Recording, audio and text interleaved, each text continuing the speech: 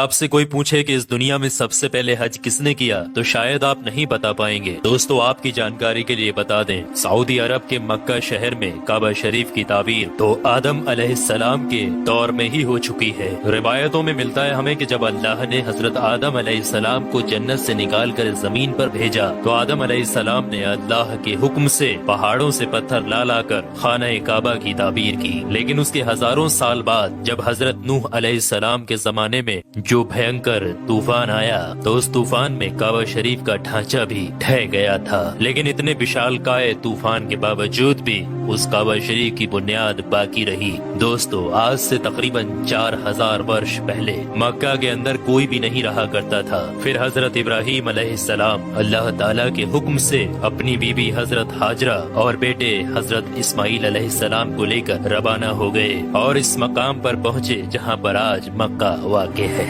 اس دور میں وہاں پر نہ کوئی عمارت تھی، نہ پانی، اور نہ ہی یہاں پر کوئی رہا کرتا تھا۔ درختوں کے نام پر صرف ببول وغیرہ کی جھاڑیاں ہوا کرتی تھی۔ حضرت ابراہیم علیہ السلام نے بیوی اور بچوں دونوں کو یہاں بیٹھا دیا، تھوڑا سا پانی اور کھجوروں کو بھی پاس میں رکھ دیا، اور پھر آپ علیہ السلام شام کی طرف چلے گئے۔ حضرت ابراہیم علیہ السلام دوسری بار جب مکہ شریف آئے تو قیام نہ کیا، لیکن جب تیسری بار تشریف لائے تو حضرت اسماعیل علیہ السلام سے فرمایا کہ بیٹا اللہ تعالیٰ نے مجھے ایک حکم دیا ہے۔ تو حضرت اسماعیل علیہ السلام نے کہا تو اطاعت کیجیے۔ تو حضرت ابراہیم علیہ السلام نے کہا کہ اللہ تعالیٰ نے مجھے حکم دیا ہے کہ یہاں پر ایک گھر بناؤ۔ گھر کی تعمیر شروع ہو گئی۔ حضرت اسماعیل علیہ السلام پتھر لاتے جاتے اور حضرت ابراہیم علیہ السلام بناتے جاتے تھے۔ جب تعمیر ذرا بلند ہو گئی تو حضرت اسماعیل علیہ السلام ایک پتھر کو اٹھا کر لائے جو کہ حضرت ابراہیم علیہ السلام اس پر کھڑے ہو کر تعمیر کر رہے تھے۔ یہی مقام ابراہیم بھی ہے۔ یہ باپ بیٹے دیوار کو اٹھاتے جاتے تھے اور دعا کرتے جاتے تھے، اے پروردگار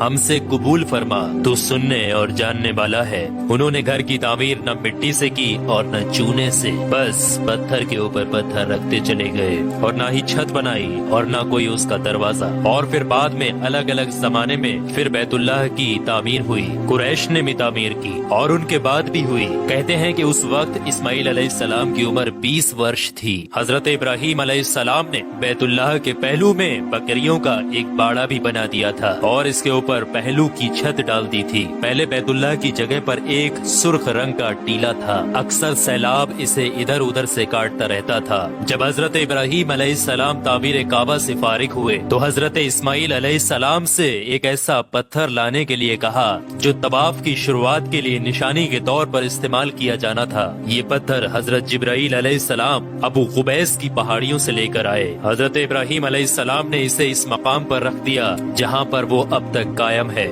روایتوں میں آتا ہے کہ یہ پتھر بہت روشن تھا۔ حضرت جبرائیل علیہ السلام نے انہیں تمام مقامات بھی دکھائے۔ اور دوستو جب حضرت ابراہیم علیہ السلام کو اللہ کی طرف سے لوگوں کو حج کرنے کی دعوت دینے کا حکم ہوا تو حضرت ابراہیم علیہ السلام نے اللہ سے یہ سوال کیا کہ اے میرے خدا یہاں پر کون لوگ ہیں جو کہ میری آواز کو سنیں گے؟ اللہ تعالیٰ نے فرمایا کہ اے ابراہیم آواز دینا تمہارا کام ہے اور لوگوں تک اس آواز کو پہنچانا میرا کام ہے۔ دوستو اس کے بعد حضرت ابراہیم علیہ السلام ابو قبیس کی ایک بڑی سی پہاڑی کے اوپر چڑھ کر ایک بڑے سے پتھر کے اوپر کھڑے ہوئے اور لوگوں میں حج کرنے کا اعلان کیا کہ اے لوگوں اللہ تعالیٰ نے ایک گھر بنایا ہے اور تم پر حج فرض کیا ہے، لہٰذا تم اپنے پروردگار کی آواز پر لبیک کہو۔ تو اللہ تعالیٰ نے حضرت ابراہیم علیہ السلام کی اس آواز کو اتنا بلند کر دیا کہ اس آواز کو دنیا کے ہر ایک انسان نے سنا، یہاں تک کہ پیڑ پودوں کو بھی وہ آواز سنائی دی، جس کی وجہ سے پہاڑ اور پیڑ پودوں میں بھی یہ خواہش ہو گئی کہ وہ بھی اللہ کے اس پاک گھر کی زیارت کریں۔ اللہ تعالیٰ نے حضرت ابراہیم علیہ السلام کو یہ حکم دیا کہ وہ اس گھر کو رکوع اور سجدہ کرنے والوں کے لیے پاک اور صاف رکھیں۔ علماء اکرام کے مطابق حضرت ابراہیم علیہ السلام کے اس اعلان کے بعد ہی حج کی شروعات ہوئی اور سب سے پہلا حج حضرت ابراہیم علیہ السلام نے ہی کیا۔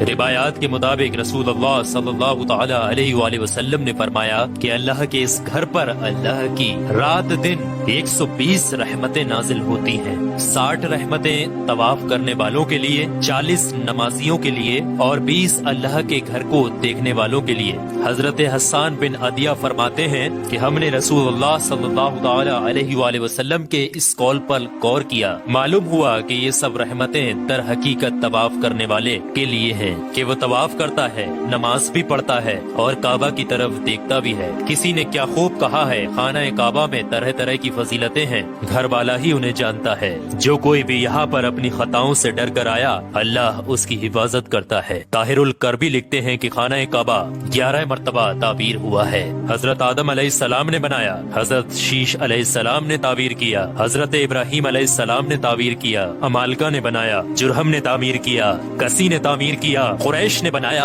अब्दुल्ला बिन जुबैर रदियल्लाहु ताला अन्हु ने ताबीर किया, हज्जाज बिन यूसुफ ने बनाया, सुल्तान मुराद ने ताबीर किया जो कि आले उस्मान में से था। दोस्तों आपको बता दें, जो काबा शरीफ की ताबीर के लिए हलाल माल इकट्ठा किया गया था वो काफी नहीं था, इसलिए 6 हाथ एक बालिस्त जगह कम कर दी गई थी और एक छोटी सी गोल दीवार बना दी थी ताकि लोग इसके बाहर तवाफ करें। काबा के अंदर उन्होंने 2 सफों में 6 सुतूर रखे थे जिसके ऊपर छत थी। उससे पहले काबा शरीफ के ऊपर छत मौजूद नहीं थी। दरवाजा एक रखा था। छत की बुलंदी 18 हाथ थी। हजरत जुबैर रदियल्लाहु ताला अन्हु ने काबा शरीफ की छत की बुलंदी 27 हाथ रखी ताकि अर्श के मुनासिब हो जाए। एक दरवाजा दाखिले के लिए और एक बाहर जाने के लिए बनाया। दोनों दरवाजे सतह जमीन के बराबर थे। दोस्तों आपको बता दें, जिस दिन काबा शरीफ की तामीर मुकम्मल हुई वो दिन बहुत अजीब था। उस दिन बहुत सारे गुलाम आजाद किए गए और बहुत सी बकरियां ज़िबा की गयी। तो दोस्तों अब आप लोगों को समझ में आ गया होगा कि काबा शरीफ की तामीर किस किस तरीके से, किस किस वक्त में किस किस ने की और सबसे पहला हज किसने अदा किया। तो काबा शरीफ से जुड़े हुए कुछ रहस्यमयी चीजें मैंने आपके साथ शेयर की है। अल्लाह से दुआ है कि हम तमाम लोगों को हज करने की तौफीक